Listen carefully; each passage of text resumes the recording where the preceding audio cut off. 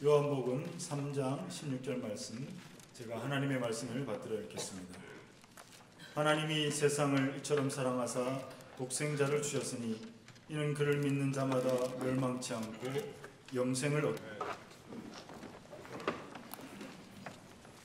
찬양 감사합니다.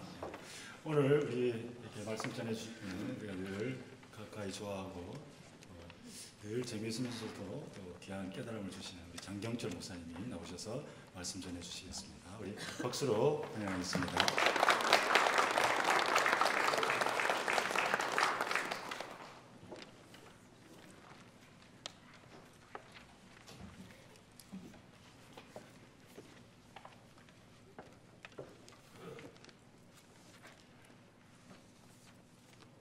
지금부터 160년 전이죠. 1855년 1월 7일에 영국의 뉴파크 스트리트 교회 목사였던 찰스 스펄전은 다음과 같은 설교를 하였습니다. 제가 한 부분을 인용을 하도록 하겠습니다. 가장 고도의 과학, 가장 고상한 사생, 가장 강력한 철학은 하나님의 이름과 본성과 인격과 역사와 행사와 존재입니다. 신성을 묵상하는 일에는 우리의 지성을 엄청나게 향상시켜주는 무엇이 있습니다. 그 주제는 너무나 광대해서 우리의 모든 사고는 그 광대함 속에서 길을 잃고 맙니다. 그 주제는 너무나 심오해서 우리의 교만은 그 무한함 속에 잠겨버리고 맙니다. 우리는 다른 주제들을 이해하고 파악을 할 수가 있습니다. 우리는 그 안에서 일종의 자기 만족을 느끼며 보라, 나는 지혜롭다고 스스로 생각하면서 그 자리를 떠나갑니다. 하지만 이 최고의 학문에 이를 때 우리는 우리의 다림줄로 그 깊이를 잴 수 없으며 우리의 형안으로 그 높이를 볼 수 없다는 사실을 깨닫습니다. 하나님에 대한 생각들보다 우리의 마음을 더 겸손하게 해주는 묵상 주제는 없을 것입니다. 이 주제는 우리의 마음을 겸손하게 해주는 반면에 또한 우리의 마음을 넓혀줍니다. 자주 하나님에 대해서 생각하는 사람은 좁은 지상의 일들만을 갖고 씨름하는 사람보다 더 넓은 마음을 갖게 될 것입니다. 우리의 영혼을 넓혀주는 가장 뛰어난 연구는 그리스도에 대한, 그리고 그리스도께서 십자가에 달리신 것에 대한 학문이며 영광스러운 삼위일체에 나타나 있는 신성에 대한 지식입니다. 신성이라는 위대한 주제를 열렬하고 진지한 태도로 지속적으로 연구하고 조사하는 것보다 우리의 지성을 더 확장시키는 것은 그 어느 곳에도 없습니다. 또한 이 주제는 우리의 마음을 겸손하게 하고 확장시키는 한편 우리에게 크나큰 위안이 됩니다. 그리스도를 묵상하는 것에는 모든 상처를 치유하는 치유제가 있습니다. 하나님 아버지에 대한 명상에는 모든 슬픔을 근절시켜주는 것이 있습니다. 성령의 과마력 안에는 모든 아픈 곳을 잊게 해주는 진통제가 있습니다. 여러분의 슬픔을 잊고자 하십니까? 그렇다면 신성의 깊고 깊은 바다에 잠겨 보십시오. 하나님의 광대함에 몰두해 보십시오. 그러면 여러분은 안식처에서 나오는 것처럼 기운을 차리고 생기가 돌아서 나오게 될 것입니다. 저는 신성이라는 주제에 대해서 열심히 묵상하는 것보다 우리의 영혼에 더 큰 위로를 주는 것을 알지 못합니다. 슬픔과 비탄에 굽이치는 파도를 그처럼 진정시키며 시련의 바람을 그처럼 평온하게 하는 것을 저는 알지 못합니다.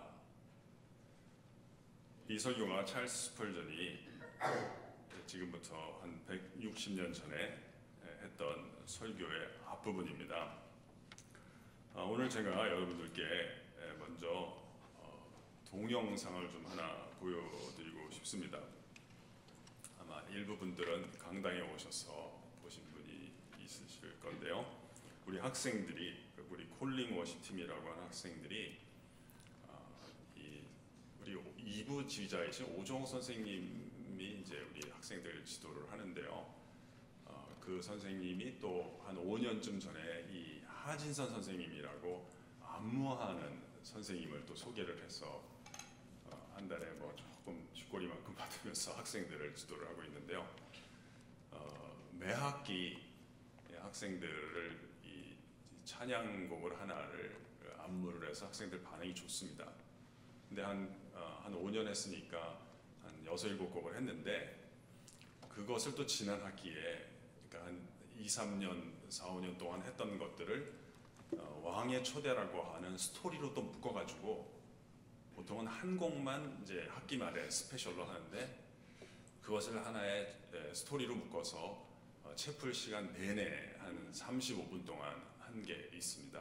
그래서 마음 같아서는 정말 그걸 다 보여드리고 싶어요. 이게 그런데 뭐 하여튼 그걸 한 12, 3분 정도로 축약한 동영상이 있습니다. 그래서 제가 우리 학교에는 학생들이랑 같이 한 20년 있었고 채플을 같이 한 것은 한 12, 3년 됐는데 제가 본 것 가운데 기독교가 무엇인가에 대해서 가장 서사적으로 잘 묘사를 하는 것이 아닌가. 5개, 6개, 7개 그걸 다 보면 훨씬 더 좋은데 그냥 일부만이라도 좀 보여드리고요. 제가 오늘 간단하게 해설하는 식으로 말씀을 드리도록 하겠습니다. 먼저 동영상을 보도록 하겠습니다.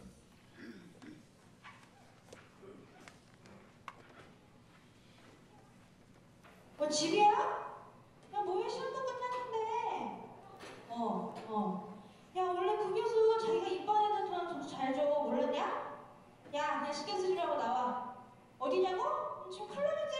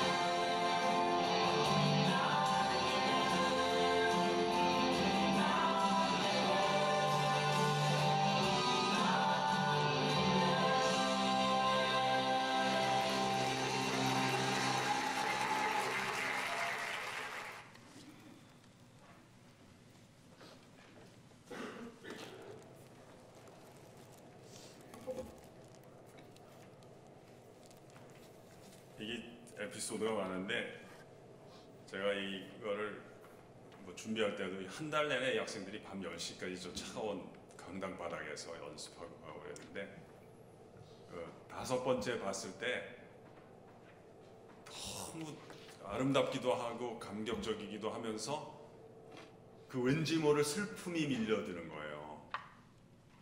우리가 이걸 한번 보면 한 5,000명쯤 보거든요. 뭐가 이렇게 슬프냐면 이걸 아직도 못 본 사람들이 수십억 있다는 사실이 엄청 슬픈 거예요.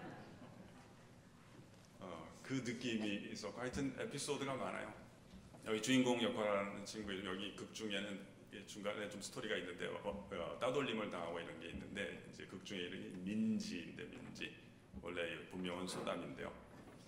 선생님이 이걸 준비시키느라고 한 2주일 전부터 얘네들이 같은 친구들 아니에요. 말을 시키지 말라 그런 거예요. 그걸 살려야 된다고. 그러니까 하도 안 됐으니까 지들끼리 또 어떻게 하냐면 가끔 말을 시키면서 민지한테는 말을 시키면 안 되고 소담이한테는 말을 걸어도 된다는 거예요. 뭐 그런 거에 하여튼 너무 인상적인 게 많았어요. 그리고 거기 보면 어메이징 그레이스 할 때 그 나오는 흰 옷 입은 분은 이제 그 무용을 전공한 분인데 얘네들이 개인적으로 하는 건 어떻게 할 만한데 이 선생님을 따라서 맞추는 게 어려운가 봐요. 그래서 얘가 많이 울었대요. 그걸 더 잘 표현하고 싶은데 그게 잘 안 되니까 그 마룻바닥에서 일어나는 그 복근이 그게 보통 복근이 아닙니다. 그것도 아주 연습을 거듭해갖고 이렇게 됐는데 아무튼 제가 가사를 좀 말씀을 드리고 간단하게 추석하는 것으로서 설교를 대신하도록 하겠습니다. 여기다 넣지는 못했는데 앞에 그가 오신 이유라고 하는 노래가 있어요. 거기 조그만 아이는 예수 그리스도를 상징하고 이제 좀 다 이렇게 가운 입은 분은 이제 성부를 상징하는데 여기 삼위일체론적인 신학도 담겨 있는 건데 한번 제가 가사를 불러드리도록 하겠습니다. 그가 오신 이유, 이 세상 가장 아름다운 순종의 눈물, 온 세상 다시 빛나게 한 생명의 눈물, 그가 이 땅에 오신 이유, 죽어야 살게 되고 져야만 승리하는 놀랍고 영원한 신비, 지으신 그대로 회복시킨 우리의 창조주 그리스도, 십자가의 길로 아버지의 뜻 이루셨네. 그가 이 땅에 오신 이유, 이제 우리에게 맡겨진 그 소망, 그 사랑, 그 생명, 아름답고 눈부신 십자가의 길, 우리가 이 땅에 살아야 할 이유. 그 다음에 이제 나 같은 죄인 살리신 유명한 노래죠. 나 같은 죄인 살리신 주 은혜 놀라와 잃었던 생명 찾았고 광명을 얻었네. 큰 죄악에서 건지신 주 은혜 고마워. 나 처음 믿은 그 시간 귀하고 귀하다. 이제껏 내가 산 것도 주님의 은혜라. 또 나를 장차 본이 향해 인도해 주시리. 거기서 우리 영원히 주님의 은혜로 해처럼 밝게 살면서 주 찬양하리라. 나의 예수님, 나는 주가 필요해요. 세상 모든 사람들은 필요 없다 말해도 나는 주가 필요해요. 나의 예수님, 나는 주가 필요해요. 목마른 사슴 시냇물을 찾아 헤매이듯이 주 앞에 왔어요. 상한 영혼을 붙들어 주시는, 혼자 두지 않으시는 주님의 은혜 내 영에 쏟으사 내 눈물 변하여 찬송이 되게 하소서. 나의 예수님, 나는 주가 필요해요. 하늘보다 높으신 주의 사랑, 바다보다 넓으신 주 사랑, 나를 향한 크고 높으신 사랑, 외로웠던 그 모든 것 내게서 멀리 거두셨네. 나의 수치 찬양이 되었네. 하늘보다 높으신 주 사랑, 바다보다 넓으신 주 사랑, 나를 향한 크고 높으신 사랑, 외로웠던 그 모든 것 내게서 멀리 거두셨네. 나의 수치 찬양되었네. 영원히 감사드리리. 주님의 그 은혜, 나를 찾아주신 그 사랑, 오 주님 내 전부 사랑해요, 경배해요. 하나님께서 세상을 사랑하사 독생자를 주셨으니 믿는 자는 영생을 얻으리. 하나님께서 세상을 사랑하사 독생자를 주셨으니 믿는 자는 영생을 얻으리 영원히 감사드리리 나는 믿네. 이러한 가사들인데요. 제가 AD 11세기에 살았던 신학자의 글을 인용하면서 간단하게 말씀을 드리도록 하겠습니다. 지금으로 따지면 이탈리아 지역에서 태어나서 이제 영국으로 건너가서 캔터베리의 대주교를 지냈던 성 안셀름이라고 하는 중세시대 철학자이자 신학자가 있습니다. 이분이 제목은 상당히 짧지만 교회사에 상당히 큰 영향을 끼친 글을 하나 썼습니다. 그 글의 제목은 오늘 우리 설교 제목이기도 한데요. 꾸루 데우스 호모입니다.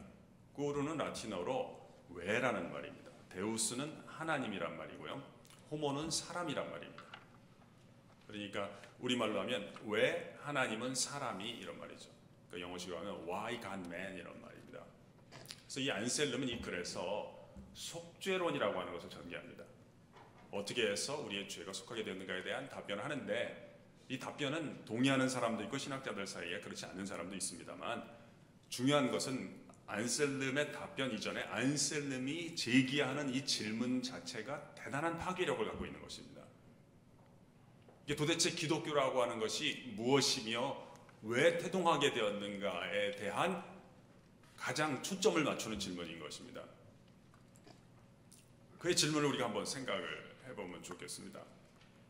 하나님은 도대체 왜 우주의 한 부분이 돼서 찾아왔냐는 거예요. 사실 뭐 천지를 만든다든지 물을 포도주를 만든다든지 홍해를 가르는 이게 큰 기적이 아닙니다. 그냥 하나님이 정말 하나님이라면 그냥 그의 존재와 위력에 상응하는 어떤 한두 가지 행동일 뿐입니다. 근데 기독교에서 정말 가장 중요하고 이해가 안 되는 것은 도대체 하나님은 왜 피조물의 하나가 돼서 찾아오게 되었냐는 거예요. 예를 들면 우주가 이제 잘못되다 우리도 뭘 만들 때가 있지 않습니까? 뭐가 잘못되면은 그냥 폐기 처분을 하고 새 것을 하나 만들어도 되는 일이거든요. 그러니까 이전에 너무 불필요할 정도로 자율적인 기능을 너무 많이 넣었잖아요. 그런 기능을 좀 축소해가지고 오작동이 안 생기도록 우주를 만들었으면 될 일인데 도대체 왜 그런 일을 안 하고 성가시기에 하나님은 피조물의 하나가 됐냐는 것입니다. 제가 좀 더 좋아하는 비유는 화가와 그림의 비유를 저는 좀 더 좋아합니다. 화가가 그림을 이제 어느 정도 밑그림을 그리고 그리려고 하는데 본격적으로 붓도 되기 전에 이 그림이 망쳐지게 된 것입니다. 근데 안셀름이 던지는 질문은 이것입니다. 도대체 화가는 왜 뭐가 아쉬운 것이 있어서 그림의 한 부분이 되기로 작정을 하고 결단을 하고 자신이 찢겨지는 운명 가운데 자신을 투신하기로 했느냐는 것입니다. 이 물음에 대해서 답변하기 위해서 꼭 필요한 단어가 있지 않습니까? 그건 가치라고 하는 단어입니다. 가치, 값이라고 하는 단어죠. 우리 살아가다 보면 여러 가지 것들을 순서대로 만나고 지나치게 되는 것입니다. 그게 우리 인생의 여정인 것입니다. 근데 살아가다가 보면 어떤 것에 대해서 가치를 두게 되는 경우가 있습니다. 가치를 두게 되면 어떻게 될까요? 그 상대방을 내 곁에 두기 위해서, 내 품에 안기 위해서 내가 자유롭게 쓸 수 있는 시간, 내 돈, 내 마음을 비용으로 지불을 해서 기꺼이 모든 것을 비용으로 지불해서 그 상대방을 내 곁에 두고 내게 품기로 결단을 하는 것입니다. 요즘은 이것도 퇴색됐지만 가장 근사한 것은 역시 결혼인데 아무튼 상대방을 내 품에 두는 그걸 고백이라고 하지 않습니까? 보통 요즘 젊은이들은 내가 너를 좋아한다 이런 것을 고백으로 하는데 그런 것도 수작이라고 하는 것이죠. 그게 아니라 고백은 내 취향의 표현이 아니라 네가 내 취향에 맞는다. 그게 고백이 아니죠. 두 사람이 취향이 맞아서 결합하게 되면 이 취향이라고 하는 건 결핍의 반영일지인데 익숙하면 소홀함과 경멸함을 낳게 돼서 이제 지루하게 돼서 권태를 느끼게 되면 결합의 기초가 취향이기 때문에 그 결합도 언젠가는 해체가 될 때가 많은 것이죠. 고백이라고 하는 건 그게 아니라 내가 당신에게 가치를 두게 됐다. 당신이 내 인생의 전부이다라고 하는 결단을 하게 됐다는 것을 상대방에게 통보하는 것인데요. 안셀름은 지금부터 약 1000년쯤 전에 이 질문을 던졌지만 답은 2000년 전에 나온 것입니다. 그게 오늘 성경 본문인 것입니다. 하나님이 이 세상을 이처럼 사랑하기로 결단했다는 것입니다. 온전했기 때문에, 멋지기 때문에, 무흠했기 때문에 가치를 뒀다는 게 아닙니다. 새로운 그림을 얼마든지 그릴 수 있었는데 왠지 그건 모르는 것입니다. 그 모든 허물과 잘못과 실수와 이 모든 것을 우리는 내가 좀 괜찮은 사람이 되기 위해서 도려내버리고 싶은 과거가 있지는 않습니까? 그것만 없으면은 내가 괜찮은 사람이 될 수 있을 것이다 이런 생각하지 않습니까? 어떨 땐 심할 때는 상대방에 대해서도 너 이것만 고치면 내가 널 받아주겠다. 근데 하나님께서는 그 화가는 웬일인지 그 잘못된 상처와 찢겨진 모든 것을 다 포함해서 사랑하기로 결단을 하게 된 것입니다. 나를 가치 있는 존재로 여기기 시작했다는 것입니다. 보통 이제 우리가 세례를 받게 되면 신앙 고백을 하지 않아요.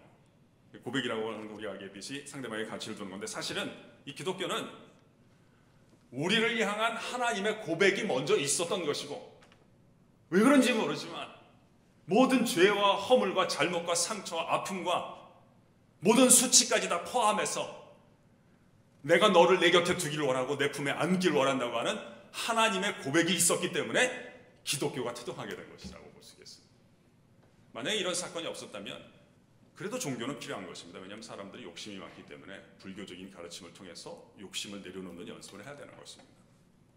또 인간관계에서 이해를 알아야 되니까 또 유교적인 가르침을 통해서 우리는 이해를 배워야 돼. 그래도 종교는 필요한 것입니다. 그러나 기독교까지 필요했던 것은 아닌 것입니다. 이 피조물을 향해서 하나님께서 이 가치를 두는 이 결단을 내렸기 때문에 이 고백에 대해서 응답하면서 우리도 그 고백에 믿음의 고백을 하게 되면서 기독교가 태동하게 된 것이 있는 것입니다. 그러므로 제가 말씀드린 것을 주보에 있는 걸 한번 읽음으로써 정리하고 싶습니다. 뒷부분, 도대체 화가는 왜 그림의 일부분이 되기로 작정하여 스스로 찢겨진 존재가 되었으며 버림받은 존재가 되었는가? 도대체 화가는 왜 자신의 능력을 자신답게 펼치는 일보다 그림을 회복하는 일에 투신하게 되었는가? 그것은 하나님이 세상을 이처럼 사랑했기 때문이며 세상에 있는 피조물에 대해서 가치를 두었기 때문이었다. 하나님은 손상된 상대방을 버리지 않고 자신의 품에 간직하기 위해서 자신에게 허락된 것들을 기꺼이 포기하는 결단을 내린 것이다. 기독교는 하나님이 사랑했으며 가치를 두기로 결단한 이 운명적 사건으로부터 출발한다. 손상된 상태로 폐기장으로 던져질 수밖에 없었던 피조물의 운명 가운데 기적적으로 펼쳐진 하나님의 투신의 사건 위에 기독교는 잉태된다. 망쳐진 우주가 새롭게 회복된 사건 속에서 기독교가 시작되었다면 기독교는 기본적으로 재활용의 종교이다. 이게 제가 좋아하는 말입니다. 기독교는 어떤 종교라고요?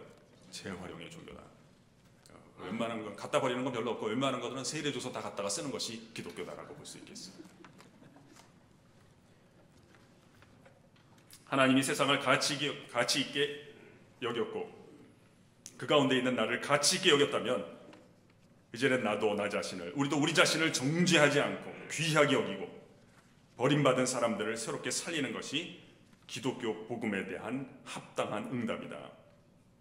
그가 찔림은 우리의 허물 때문이요 그가 상함은 우리의 죄악 때문이라. 그가 징계를 받음으로 우리는 평화를 누리고 그가 채찍에 맞음으로 우리는 나음을 받았도다. 오늘은 주로 이제 인용을 많이 하는데 제가 마지막으로 하나 더 인용하고 설교를 마치겠습니다. 우리 서울여대 예전에 계셨던 분 가운데 김진평 교수님이라는 분이 계셨습니다. 이분이 참 좋은 분이었는데 가끔 생각이 납니다. 1998년에 미술대학 학장 재직 중에 세상을 떠나 하늘나라로 가셨는데요. 그분이 유고로 남긴 글이 있습니다. 제목은 하나님은 최고의 디자이너이십니다. 제가 읽어드리겠습니다. 우리들은 각자 자신들의 학문 영역을 갖고 일생 연구와 교육에 임하고 있다. 새로이 발견된 것이 그 이전 것을 바꾸어 버리면서 학문은 변한다. 학문하는 사람도 변하고 이론도 변하며 학설도 변한다. 세상의 것은 모두가 변한다. 우리의 존재 자체도 변한다. 우리가 변할 수밖에 없는 것에 우리의 밑그림을 둔다면 우리의 마지막은 회한과 허무밖에 남는 것이 무엇인가? 그러나 여기에 오직 변하지 않는 것이 있다. 온 우주 만물을 창조하시고 나의 존재를 있게 하신 분, 절대자 하나님은 어제나 오늘이나 영원토록 동일하신 분이시다. 실로 하나님은 최상의 디자이너이다. 미세한 것에서 광대한 것까지 치밀한 질서 속에 끊임없이 움직임을 만드시는 분, 질서의 하나님. 새롭게 창의적이고 아름다움이 한이 없이 표현되시는 분, 신묘막측의 하나님. 선함과 생명력을 부어서 모든 자연계를 통치하심으로 오염되지 않는 생명의 근원 되시는 분, 생명의 하나님. 악을 선으로 덮으시며 죄를 은혜로, 미움을 사랑으로 이기게 하시는 분, 긍휼의 하나님, 사랑의 하나님. 잃어버린 사람들을 부르시고 각 사람의 성격에 따라 하나님을 섬기는 사람들로 변화시켜 가시는 분, 구원의 하나님. 하나님과 예수 그리스도의 구원의 복음을 짧은 표현으로 어찌다 여러분들께 전할 수 있겠습니까? 다만 예수의 옛자와도 상관이 없던 사람이 예수 믿는 사람으로 변한 것 자체가 이 복음 진리의 능력을 말해주고 있다고 생각합니다. 그것은 2000년 전 골고다 십자가의 사건 이후로 수많은 제자들과 사도들과 온 땅의 그리스도인들의 변화의 행진이 오늘 이 자리에까지 이어지고 있는 것입니다. 이러한 변화의 역사가 저에게도 임해서 감히 이런 자리에서 주님을 증거하고 있습니다. 부디 여러분들께서는 복음 진리를 삶의 밑그림으로 삼으시고 그 위에 여러분이 하시는 모든 일들을 쌓으시기를 바랍니다. 제가 마지막 문장만 한번 읽겠습니다. 부디 여러분들께서는 복음 진리를 삶의 밑그림으로 삼으시고 그 위에 여러분이 하시는 모든 일들을 쌓으시기를 바랍니다. 그것이 하나님이 인간이 되신 이유인 것입니다. 기도하겠습니다. 하나님 아버지, 하나님께서 그토록 소중하게 여기시고 가치를 두신 것이 우리 자신이고 나 자신이라면 하나님의 사랑의 고백 안에서, 그 사랑의 희생 안에서 이제는 나도 나를 용서하고 나도 나를 용납하며 하나님의 사랑에 응답하는 삶을 열어나갈 수 있도록 주 성령께서 함께하여 주시옵소서. 내가 그리스도와 함께 십자가에 못 박혔나니 그런즉 이제는 내가 산 것이 아니요 오직 내 안에 그리스도께서 사신 것이다. 이제 내가 육체 가운데 사는 것은 나를 사랑하사 나를 위하여 자기 몸을 버리신 하나님의 아들을 믿는 믿음 안에서 사는 것이라는 바울의 고백이 우리 삶의 고백이 되게 하여 주옵소서. 예수님의 이름으로 기도합니다.